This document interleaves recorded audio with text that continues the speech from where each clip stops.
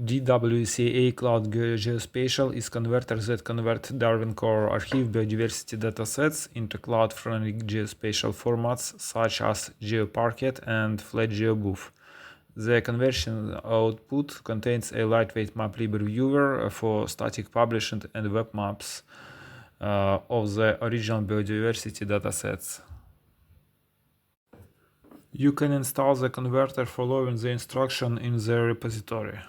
To do this, run the following commands in the terminal. The converter has a graphic user interface, command line interface, and Python API.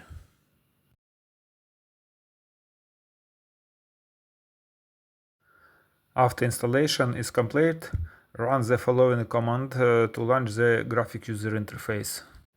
Select the Darwin Core Archive input and the folder to save the conversation result. Also select the required checkboxes, then click the Convert button. After the conversation is complete, click the Open Output Directory button.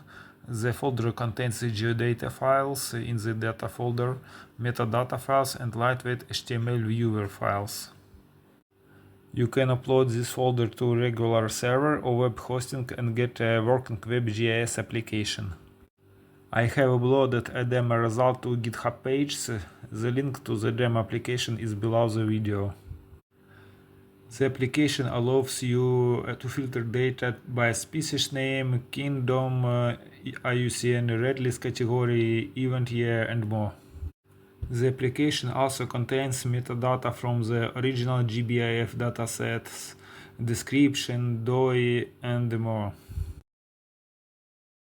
You can select a point on the map or from the list of filtered records below the map. The attributes contain an active link to the original record on the GBIF portal. You can download files or connect them remotely using links to geodata. For example, let's copy the link of FlatGeobuf file using the context menu, then connect the data from this link to QGIS as vector layer.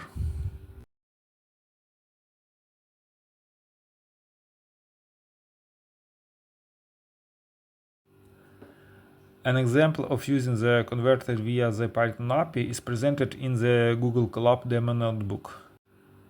First, install the converter in the Google Colab environment. Then, download the Darwin Core Archive via the GBIF API, specifying the GBIF download key. Run the notebook cells to convert the data and validate the result.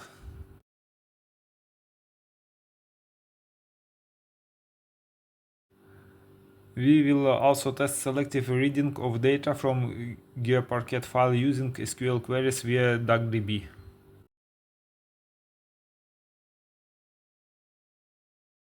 Finally, you can download the conversation result as individual files or as a single archive.